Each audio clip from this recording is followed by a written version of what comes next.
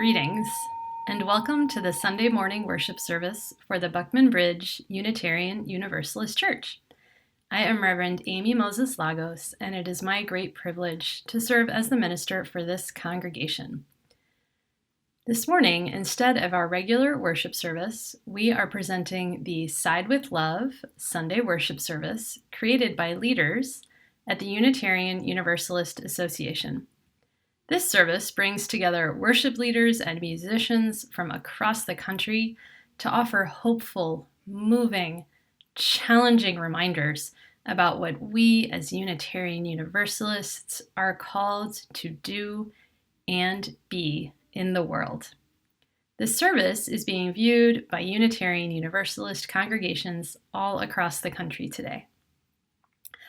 We will still have our weekly fellowship hour from 11:30 to 12:30 today, so please come and join us to respond to today's service. I want to remind you that next Sunday we have a special event for our Sunday worship service. In addition to serving as the minister here at BBUUC, I am also the minister at Free Church Unitarian in Blaine, Washington. On Sunday, February 21st, you are invited to attend virtual worship with Free Church Unitarian. Free Church has a live Zoom worship service at 11 a.m. Pacific, which is 2 p.m. Eastern Standard Time.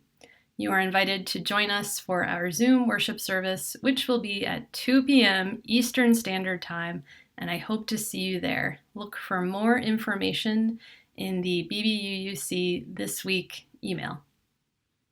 And now, let us enter a time of reverence as we worship together.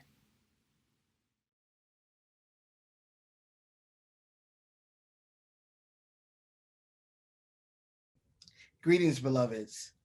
It is from a deep place of love and thankfulness that I welcome you to our 2021 Side with Love Sunday. This is our 12th annual Side with Love or Season of Love celebration. And without you, each of you choosing love over and over and over again, we would not be the faith tradition that we are, and we wouldn't be in this moment.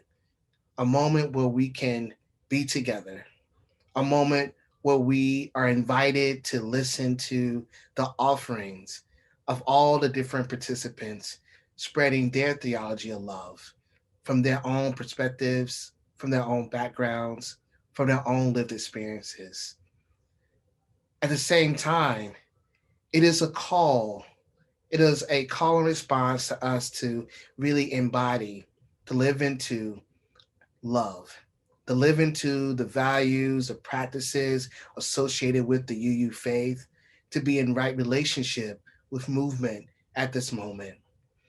I always say to myself and even to my son Elijah, I ask us, what is love calling us to do?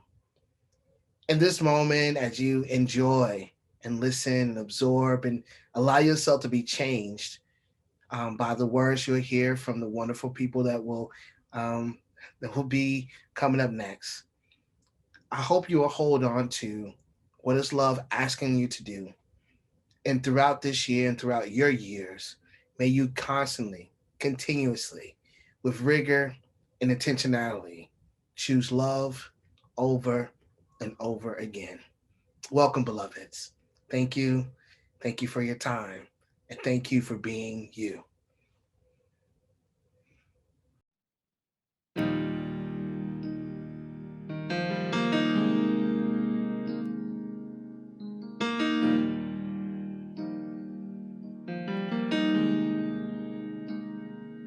This is a holy moment.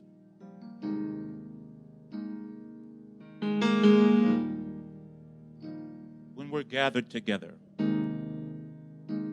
it is a special and unique moment with hearts together. Oh,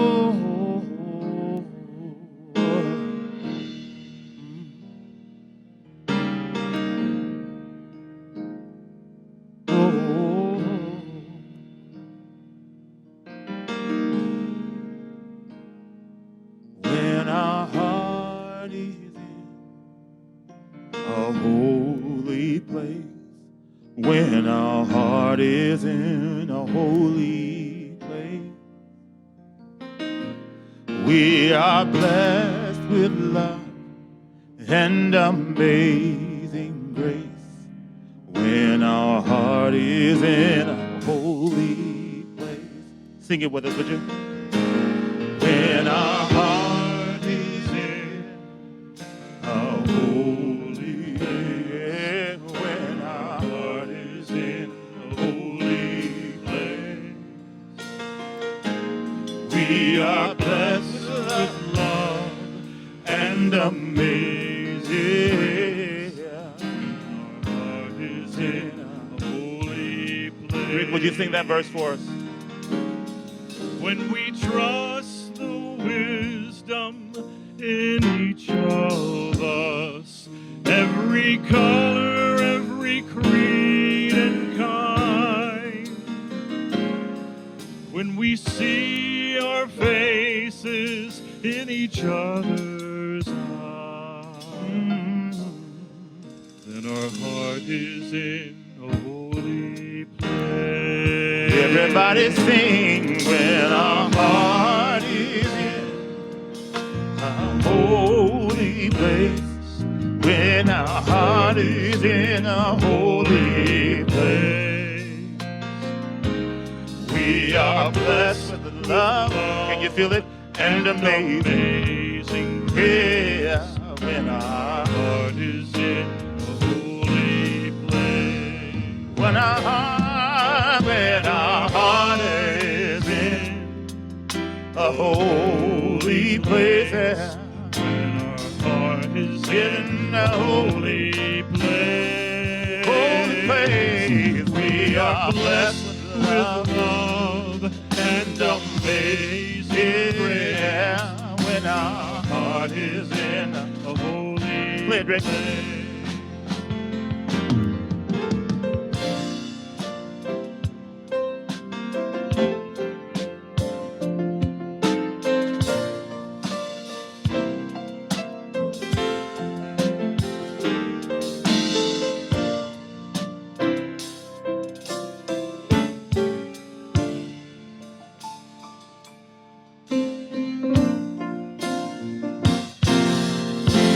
When our heart is in, when our heart is in a holy Reach out and touch somebody if you can. When our heart is in a holy place, let him know that your heart is with him.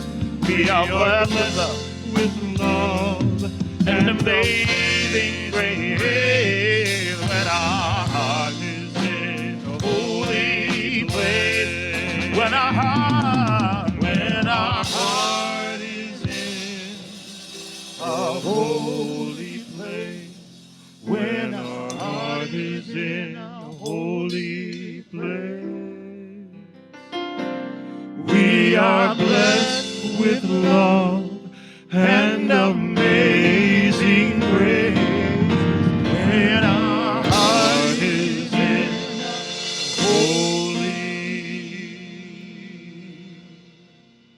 place.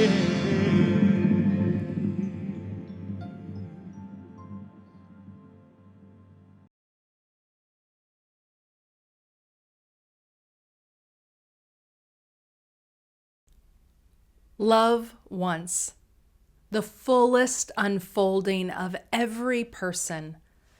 Love wants everyone to be free, to feel safe, to know joy. To me, love is an overflowing and unconditional love for the world and for creation and for one another.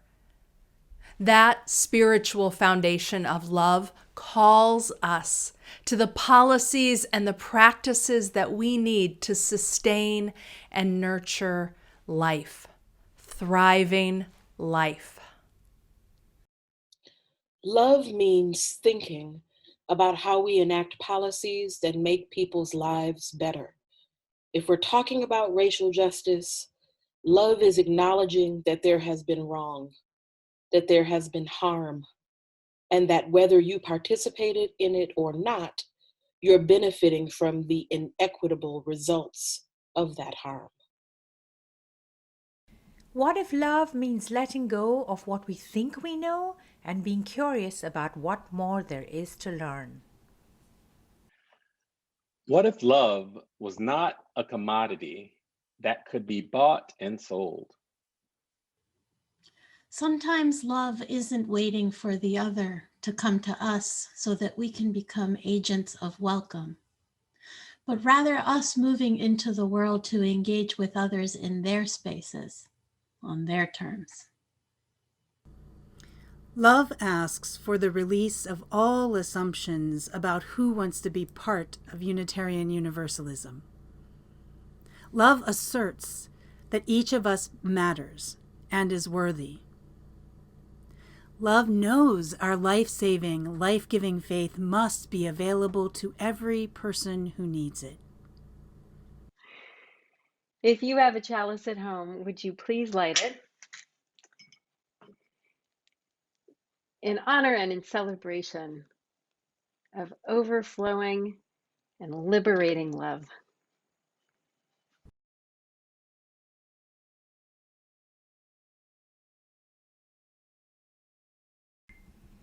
My name is Tuli, and I have a story for you. In a little bit, you are going to hear about how there came to be an agreement between some inhabitants of the earth. An agreement is sometimes called a promise or a contract or even a covenant. All these words mean similar things, that two or more people or animals or others have come together and agreed on something. And not necessarily two or more people. Sometimes we have to have an agreement within ourselves, with ourselves. And it can be hard to come to an agreement. Think of a time when this might have been for you. Perhaps you wanted to play Legos, but your friend did not. Perhaps you wanted to pretend play to be on a ship and your brother or sister wanted to read a book. Or maybe you witnessed someone doing something and you wanted to convince them to not do it. How did it work out? Did you have to give up what you were doing? Did the other person have to? It can be hard, right? Sometimes, even after we have reached an agreement and decided how to work or play together, it might not be carried out and more disagreement might arise. And we might feel very hurt and upset. Can you think of a time when that happened to you? Someone agreed to do something and then couldn't do it. Or you were promised something and then the promise was broken. How did that feel? We are all going to make mistakes and break promises, even though we might have tried very hard not to. What makes this even more complicated is that there might be another person who is hurt by what we decide or agree to. We might not even see them or know that they are being affected. As Unitarian Universalists, it's important for us to try again and again to come to new agreements and to understand how we were hurt or might have hurt someone else. We might even carry our hurt with us for a long time. And we might have to be open to hearing that we have caused hurt, even though we didn't mean to. But we can try to work hard to repair the damage that might have been done, either to us or by us. In fact, this is an obligation, something we have to try to do. Sometimes this can be tiring and take a really long time, and we might have to give up something or have the other person give up something. We can make new agreements and begin anew. As you listen to what's coming up, think about what each of the creatures had to do to come to this new agreement. The Agreement by Barry Lopez. One time, before there were any people walking around this valley, there were bear people. There were also salmon people. The bear people had an agreement with the salmon people. The salmon would come upriver every fall, and the bear would acknowledge this and take what they needed. This is the way it was with everything. Everyone lived by certain agreements and courtesies. But the salmon people and the bear people had no agreement with the river. It had been overlooked. No one thought it was even necessary. Well, it was.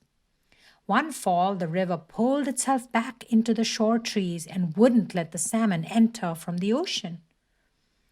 Whenever they would try, the river would pull back and leave the salmon stranded on the beach. There was a long argument, a lot of talk. Finally, the river let the salmon enter. But when the salmon got up into this country where the bears lived, the river began to run in two directions at once, north on one side, south on the other, roaring, heaving white water and rolling big boulders up on the banks. Then the river was suddenly still. The salmon were afraid to move. The bears were standing behind the trees looking out. The river said in the middle of all this silence that there had to be an agreement. No one could just do something, whatever they wanted. You just don't take someone for granted. So for several days they spoke about it. The salmon said who they were and where they came from, and the bears spoke about what they did, what powers they had been given, and the river spoke about its agreement with the rain and the wind and the crayfish. Everybody said what they needed and what they would give away. Then a very odd thing happened.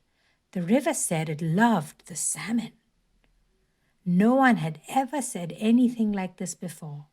No one had taken this chance. It was an honesty that pleased everyone. It made for a very deep agreement among them. Well, they were able to reach an understanding about their obligations to each other, and so everyone went their way. This remains unchanged. Time has nothing to do with this. This is not a story. When you feel the river shuddering against your legs, you are feeling the presence of all these agreements. Our February virtual offerings will go to UUA's Side with Love campaign.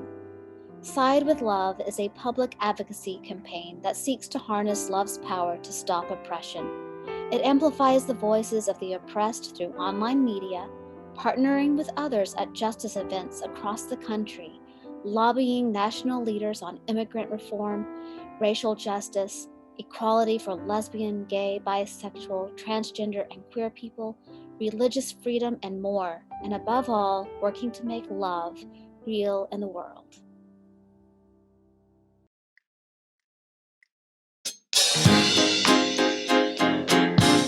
All right, everybody.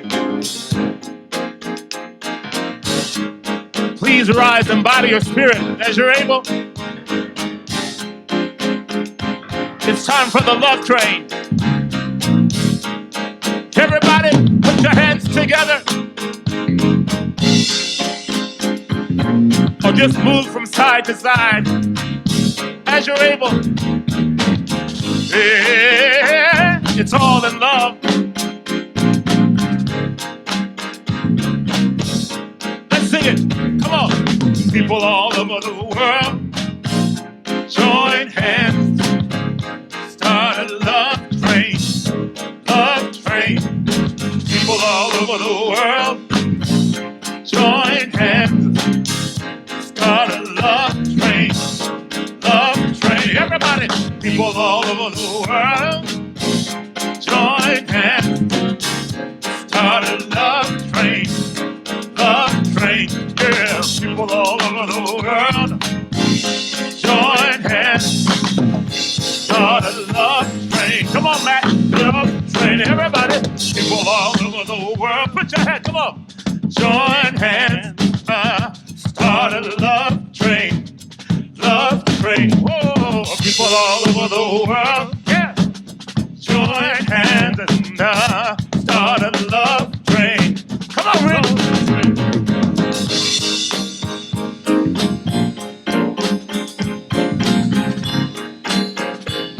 Yes, sir.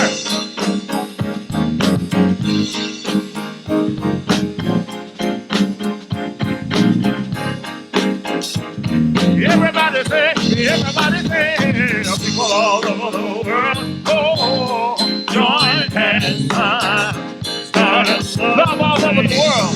Love train. pray. People all over the world, join hands now. One more time. People all over the world, join hands. I love train, love train. People all over the world, join hands. Start a love train, love train.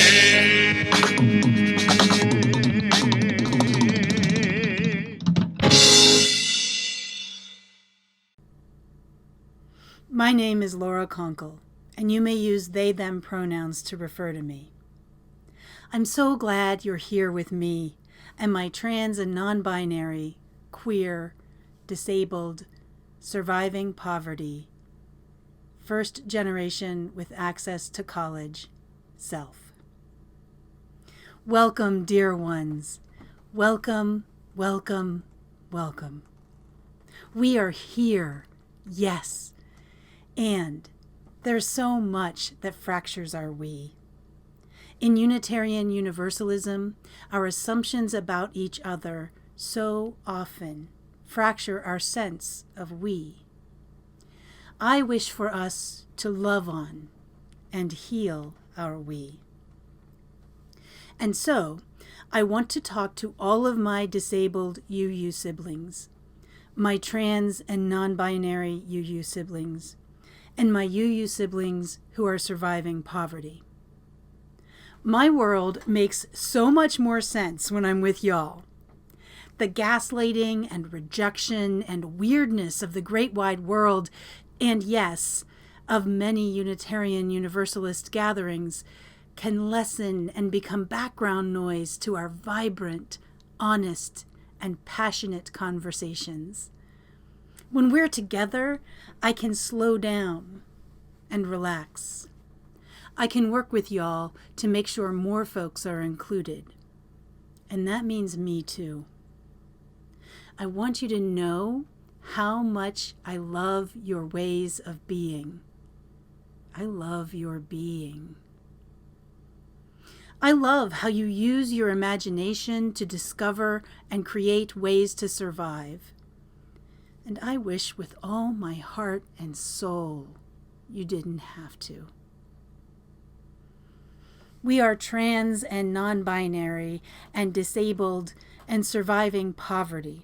And we know we need to navigate a dominant culture that is more toxic to us than anything else. We know we must build community and culture that values our lived experiences and nurtures our survival. We know we are practicing the rejection of ableism and transphobia and elitism and ageism and homophobia and racism and all exclusion.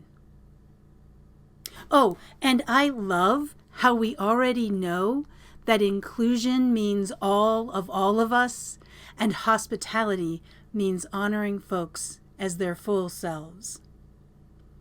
We know we need disability justice, queer theology, funding of expenses, access accommodations, inclusive language, scholarships, plain language explanations, gender-neutral bathrooms, childcare, and all the things that can make it possible for us to be safe and well, loved, and held sacred within Unitarian Universalism writ large.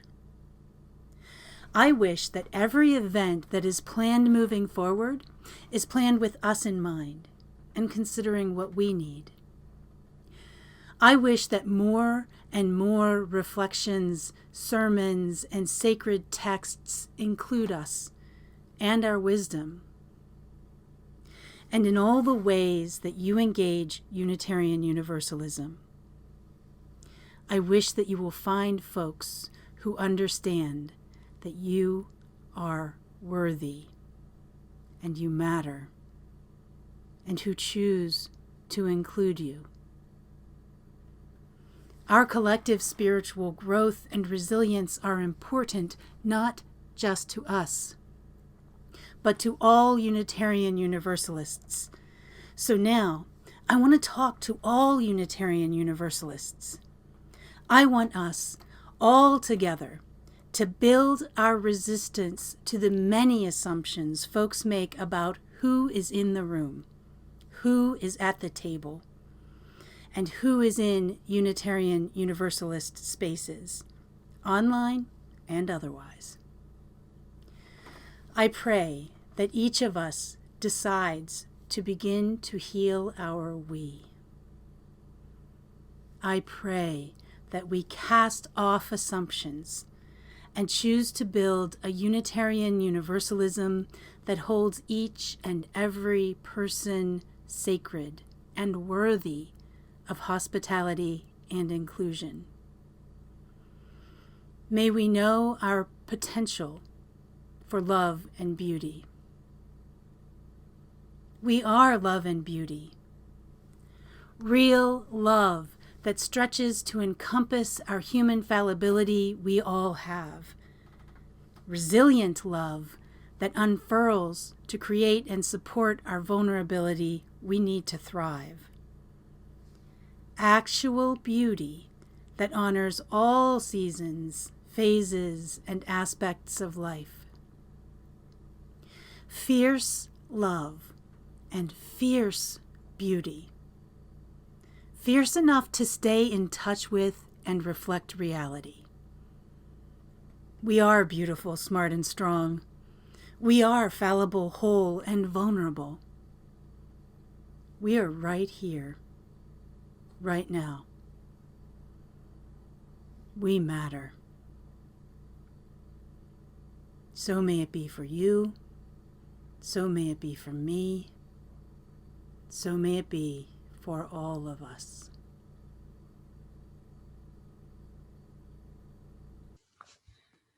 I love me a good anti-racism workshop.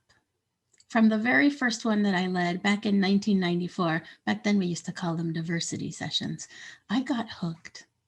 I found it was so powerful, so exciting to help a group of people engage in conversations about their social location, their commitment to change, their desire for justice. It was really, really amazing and an early formational experience that led me down this vocational path. It's also true that it wasn't until I came to Unitarian Universalism that I found my true home in doing this work. Because before that, I used to do this work in academia and in nonprofit spaces, and it was much more of a brainy, heady thing. It was about the ideas and the sociology, which of course is very important and it's central to the work. But once I discovered the possibility of having these conversations as faith formation, everything shifted for me. It was so powerful to be in a covenantal space where we already agreed to be in right relationship with each other and to be loving with each other and to return to right relationship. And in that container, to start understanding how our anti-racism work and our focus on anti-oppression and justice helps us shift our own meaning making and our understanding of our location in the world, like really deep theological questions about where do I belong and what are my values and principles and what are my responsibilities? These questions engaged in a faith context are completely different. It's a complete game changer, and I really appreciated that. Now, it's true that I really enjoy designing a good workshop, having an arc, knowing what's going to happen, planning for things, and then having them occur the way that I planned. I mean, that's very satisfying. Yes, as a facilitator, it is one of my favorite things. And I am discovering that the most powerful learning actually occurs when we go off the agenda. When we go off the agenda, it's usually because something has happened in the room and we need to attend to something that shifted. So It could be that someone says something that's like a microaggression. It could be that the learning in the room requires us to pivot. The questions that are coming up are not following the original plan. But ultimately, what's exciting about that is that we are responding to the embodied learned experience in that moment. We are responding to the people in the room and to the actual moment. That's something that Elandria taught me, and I want to lift E's name up. I miss you, Elandria. Embodied learning and focusing on how we do it and why we do it in the moment makes all the difference. It's praxis. It's different than just this theoretical understanding of the concepts of racism and race and white supremacy culture and all this other stuff. It's also true that when we interrupt the process and we attend to what's happening in the room, it's important to center the person who may have been harmed. And usually the person who has been harmed is a person with a marginalized identity.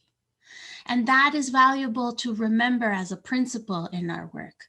We center the folks who have the lived experience and who in the moment have something to offer through their experience and through the moment.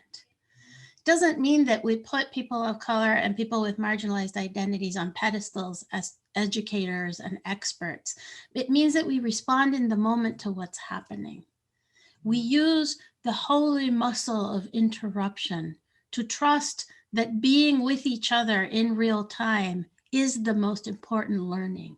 Understanding how power is playing in the room in that moment is one of the most important ways that we can actually decenter the traditional ways of doing things. Because otherwise, in our own educational settings, we still have white supremacy culture dominating and running us. And that's what we are trying to decenter.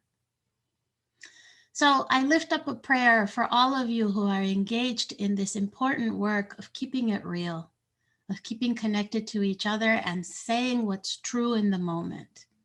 May we continue to strengthen that muscle. May we continue to trust that truth-telling and speaking truth to power is one of the ways that we do this liberation work. May it be so, and amen.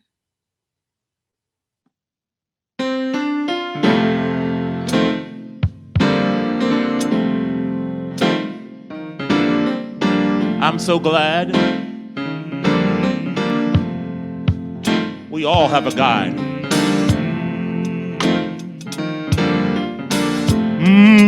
And that guide is love.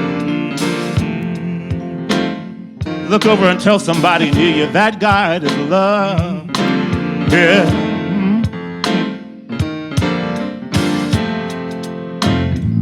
Love will guide us. Peace hath tried us. Hope inside us will lead the way on the road from grief to giving. Love will guide us through the heart. If you cannot sing like angels, if you cannot sing like angels, if you cannot speak before thousands, you can give from deep within you.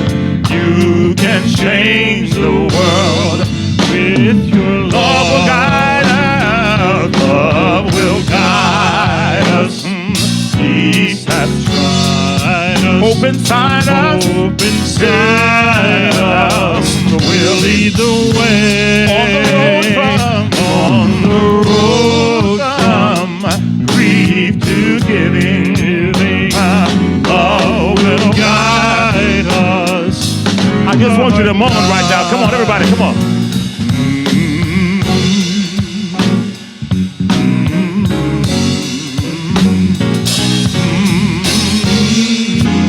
Yeah.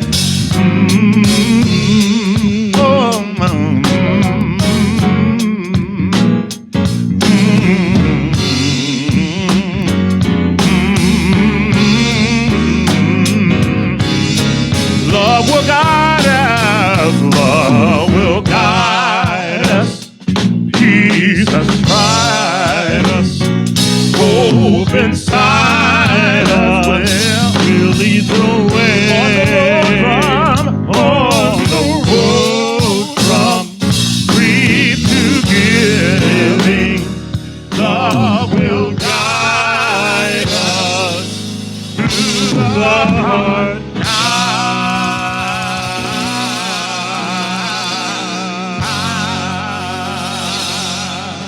You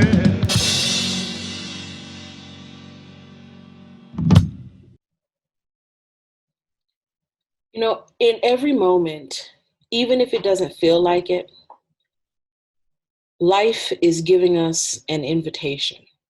I really believe that. I really believe that in every moment, life is giving us an invitation to do the things that are the most loving and life affirming.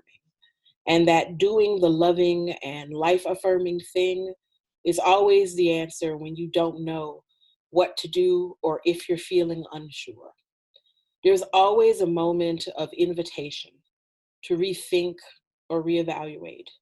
We're being invited into this cosmic dance of renewal and joy and justice, but you have to make the justice.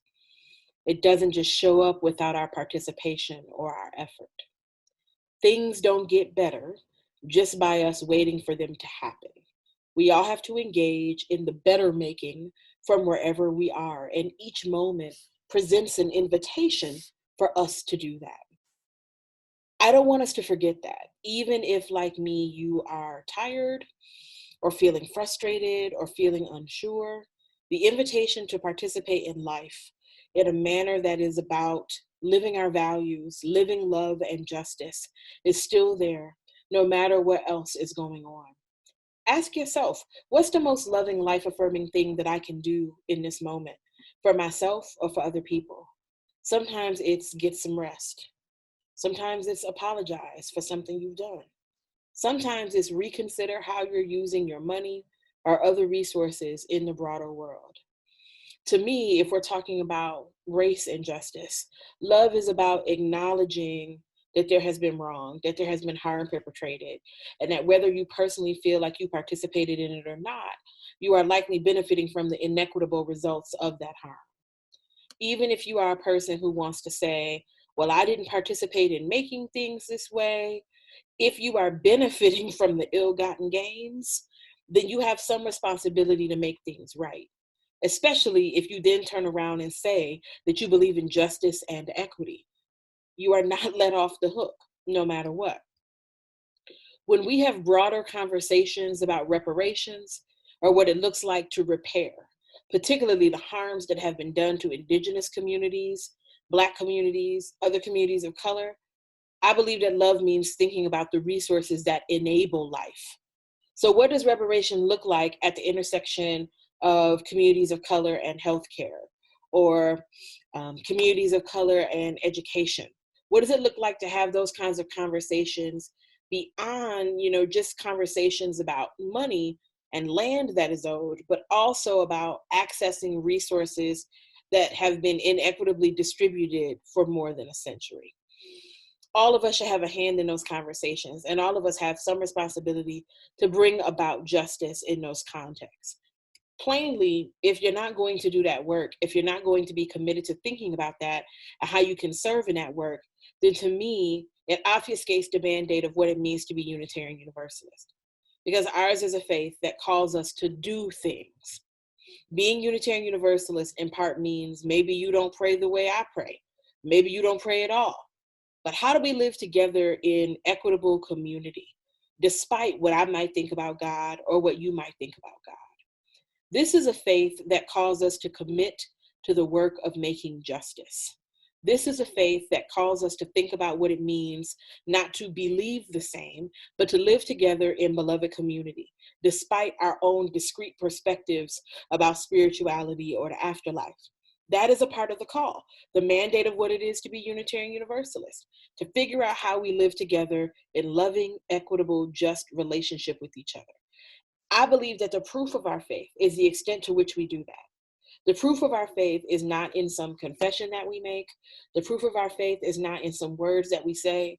The essence of our endeavor, the proof of what we believe, is in how we do the work of bringing about love, justice, and community.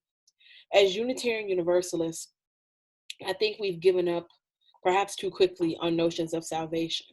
If we think about the notion of being saved from harm, I don't know that it's actually possible to have personal salvation beyond the community. There's no way for you to have salvation and some kind of perfect, flourishing life outcome while everything around you is suffering and burning, because we're all connected. We are. If COVID hasn't reaffirmed in your mind that we're all connected, I really don't know what to tell you.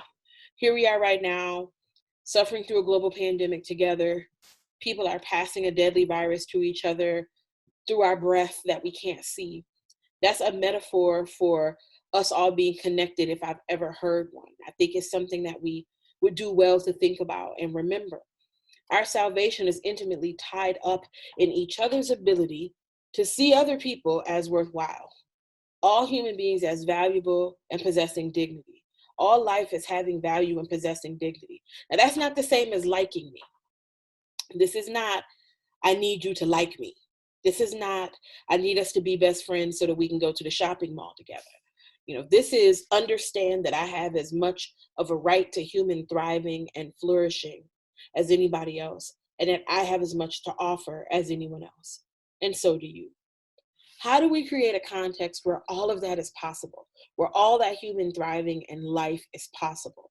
That's going to require sacrifice and time and deep listening and nuance. But that's what being a Unitarian Universalist requires.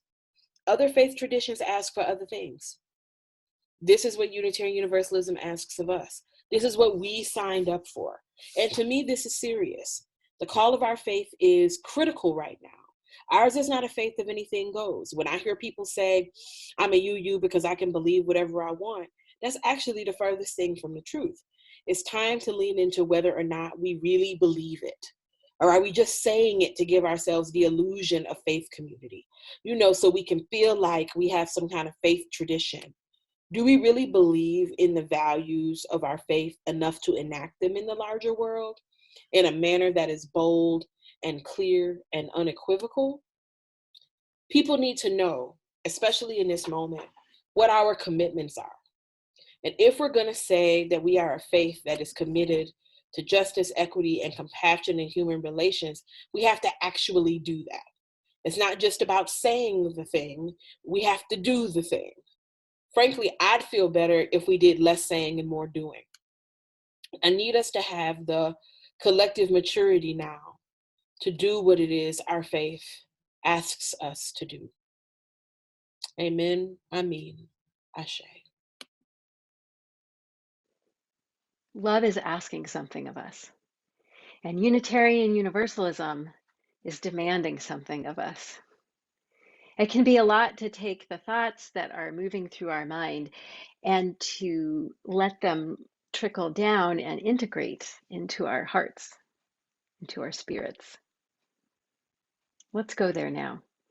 Our worship service is shifting into a time of devotion and contemplation, where we can be alone with ourselves, with the breath, and with that which is larger than us.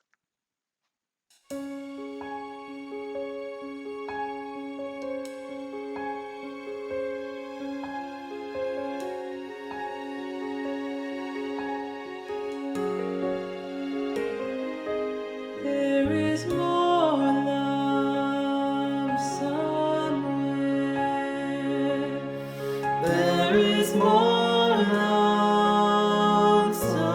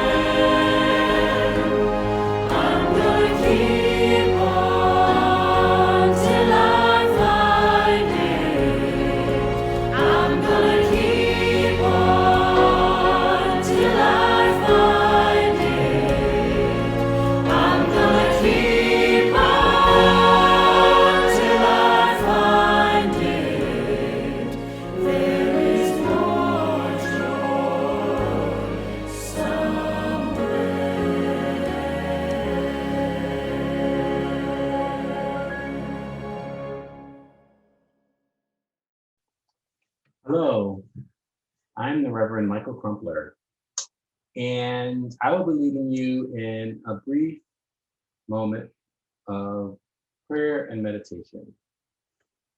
So let's begin by ensuring that you are comfortable and relaxed wherever you are, whether at your desk or on your couch or on the floor.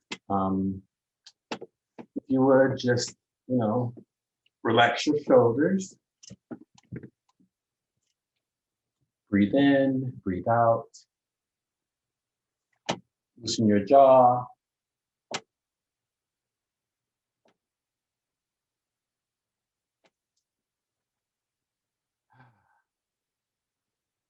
Close your eyes.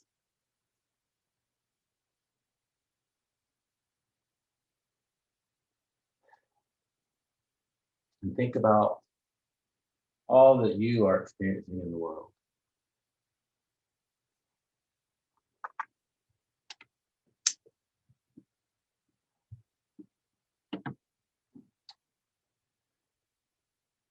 Think about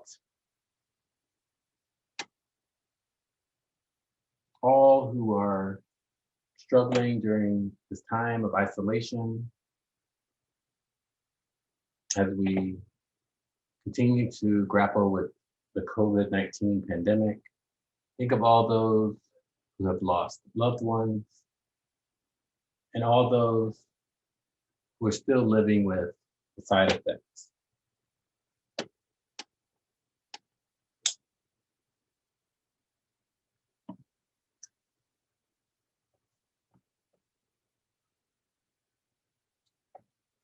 Think of those who are still traumatized by the events of January 6th.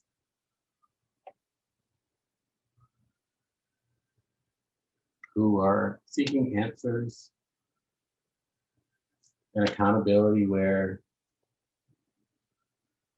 there is none.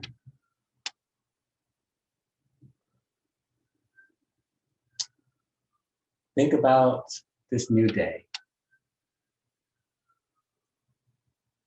Hold the great anxiety that we all have with the joy of accomplishment of those who worked so hard around the country to ensure that our votes were counted.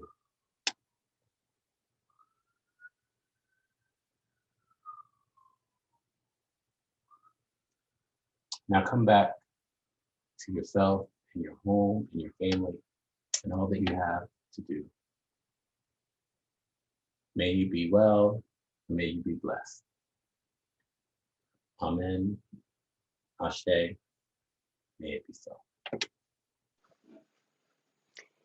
As you extinguish your chalice at home, may we give thanks for this time together, for the wisdom and inspiration that we've received. May we carry that wisdom into our lives and into our communities. May you find untapped sources of strength and courage and discover in yourself a new fire that burns in your belly and keeps you going. May the presence of Spirit be proximate, cooling, and reassuring to you when you are overheated. May we all together choose to build a Unitarian Universalism that holds each and every person sacred and worthy of hospitality and inclusion. May you be well. Beloveds, as we leave this sacred time together, let us remember to praise this gift of life, to be attentive to its wonder and its beauty. May we kindle more love, more joy, and more song into our hearts and into our days. May we be led out in peace, and may we give back love.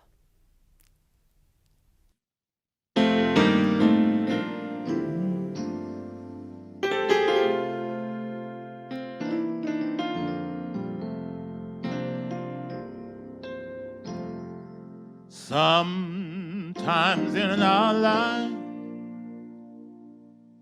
we all have pain, we all have sorrow. But if we are wise, we know that there's always tomorrow. Lean on me when you're not strong. Can you say that? I'll be your friend. Let me hear you. I'll help you carry on, for it won't be long.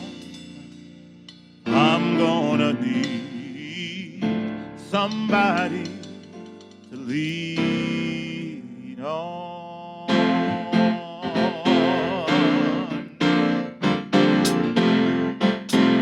Lean on me. Lean on me when you're not strong. I'll be your friend. I'll help you carry on, for it won't be long till I'm gonna need somebody to lead. Sing it, brother Rick, come on. If there is a load you have to bear that you can't carry, well, I'm right up the road. I'll share your load if you just call me. Lean on me, yeah. Everybody. When you're not strong, I'll be your friend. I'll be your friend. Yeah, I'll help you carry on. For it won't be long till I'm gonna need somebody to lean on. All right, you just call. You just call on me, brother, when you need a hand. We all need somebody to lean on. I just might have a problem. I might have a problem that you'll understand. We all need somebody to lean on me. Lean on me when you're not strong. Yeah, I'll be your friend. I'll help you carry on. Oh, it won't be long till I'm gonna need somebody to. All right, you just call on me, sister. You just call on me, sister. Can you be a hand? We all need somebody to lead. I just might have a problem. I might have a problem that you'll understand. We all need somebody to lead. Lean on me, yeah. When you're not strong, yeah. And I'll be your friend. Everybody sing, I'll help you carry on. Oh, it won't be long. I'm gonna need somebody to lean on. Let me hear you say, yeah. Come on.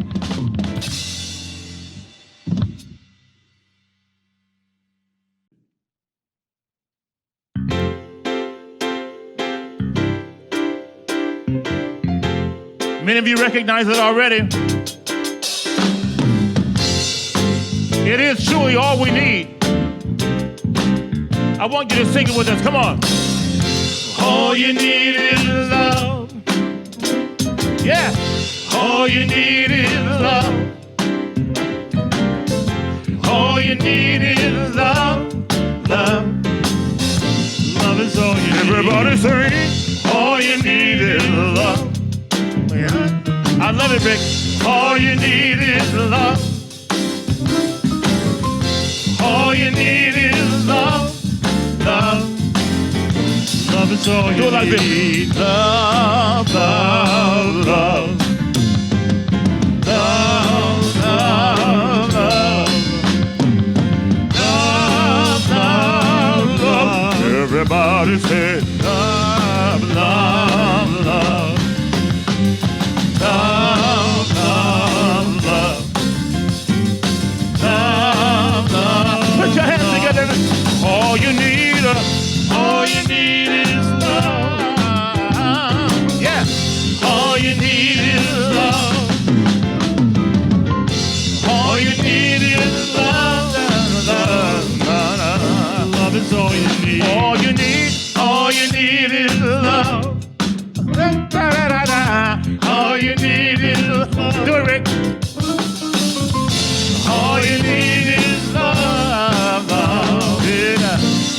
That's all you need. Love, love, love. Love, love, love. I see you moving. Come on.